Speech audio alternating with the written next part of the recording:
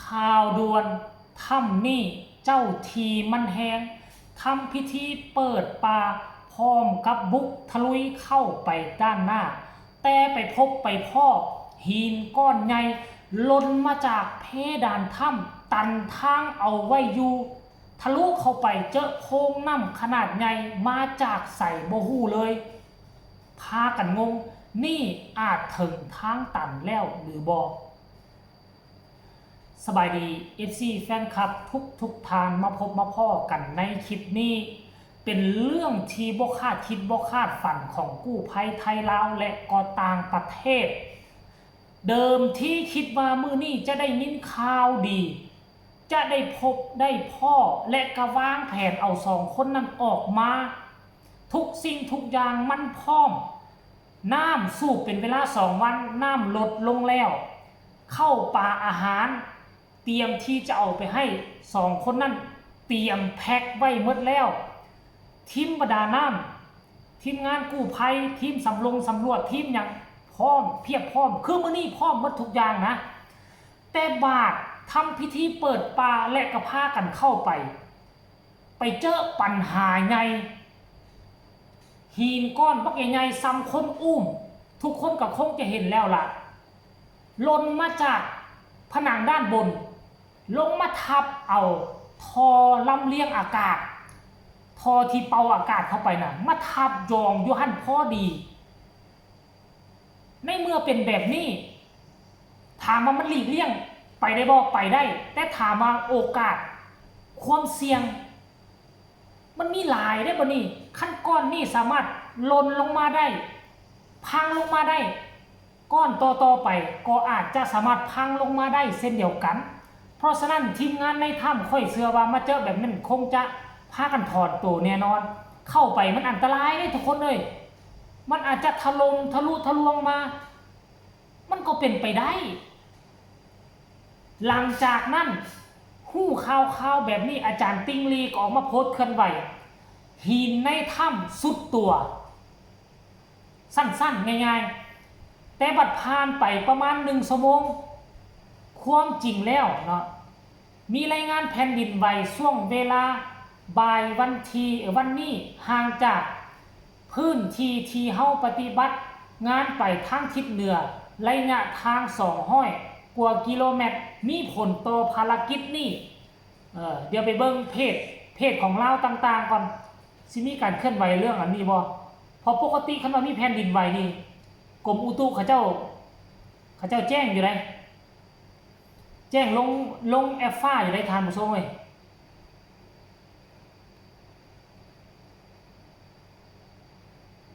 มีอยู่บ่เนาะ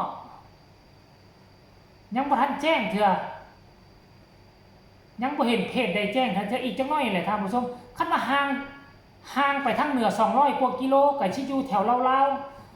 แขวงหัวพันแขวงพงสาลีอยู่ชายแดนลาวเวียดนามเขตนี่แหละมันก็เป็นประจำอยู่ได้แต่ว่ามันบ่รุนแรงประมาณ2.53เรกเตอร์แหละความแรงน่ะท่านผู้ชมเว้ยเดี๋ยวเบิ่งอีกเพจนึงก่อนเด้อ สิมีการแจ้งบ่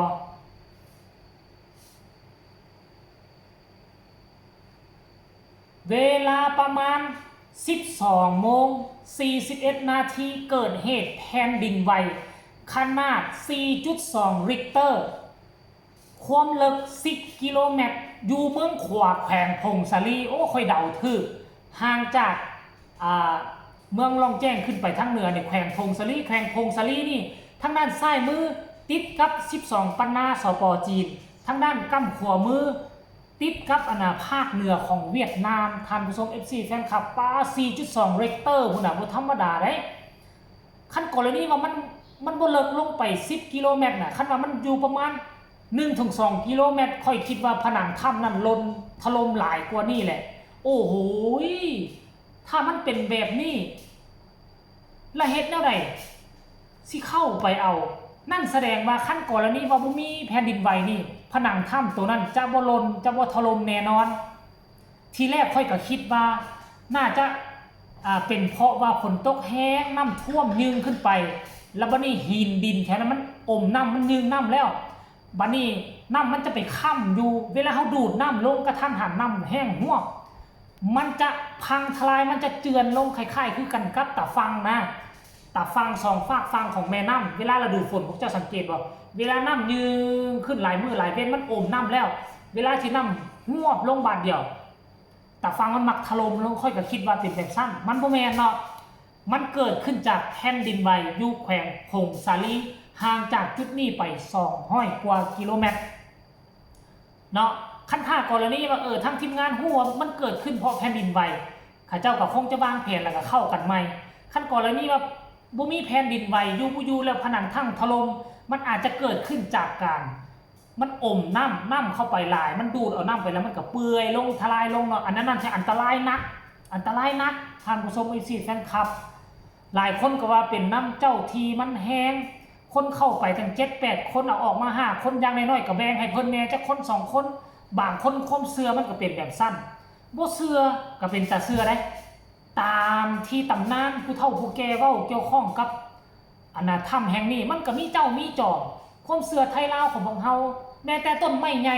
ก็ยังว่ามีผีซั่นว่าท่านผู้ชมและอันนี้เป็นถ้ำใหญ่คักแน่ง่วยมันก็มีโอกาสที่จะมีเจ้ามีจอมหั่นแหละท่านผู้ชมเอ้ยเนาะขนาดเปิดป่าน่ะก็ยังว่าเอาบ่อยู่เฮ็ดแนวไหนเฮาสิบ่ได้ฆ่าหมู่พุ่นวะไปแลกเปลี่ยนเอาท่านผู้ชมลองพากันเบิ่งลมกับเมืองลมกับพ่อแม่ไอ้น้องของ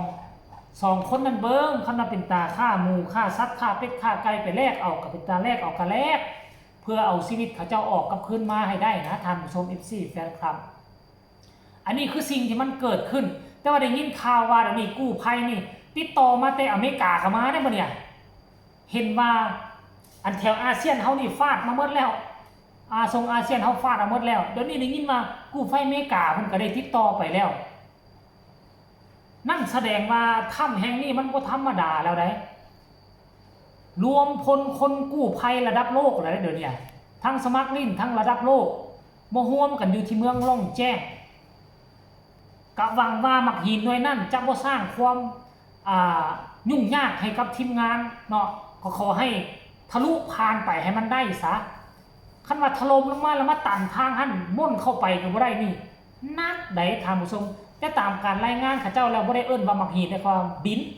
ค่อยว่าคันว่ามันเป็นก้อนดินนี่นะมันตกทะลุออกมานี่สูงจากบนมันตกนี่แมตรกว่านี่ค่อยว่าคันเป็นก้อนดินนี่มันคงแตกละลายแล้วค่อยว่ามันน่าจะเป็นหินแข็งได้ท่านผู้ชมหินในถ้ำนะเอาสรุปรวมแล้วก็พากันทรงกำลังแห้งใจและติดตามเบิ่งว่าภารกิจจะเดินต่อบ่หรือสิขอพอซ้ำนี่ก็ให้กดไลค์กดแชร์ช่องนี้เอาไว้ที่สำคัญพากันส่งข่าวส่งกำลังแห้งใจมาใต้คอมเมนต์ให้ทีมงานลาวไทยในท่านผู้ชมสำหรับคลิปนี้ลาท่านผู้ชมไปก่อนสบายดี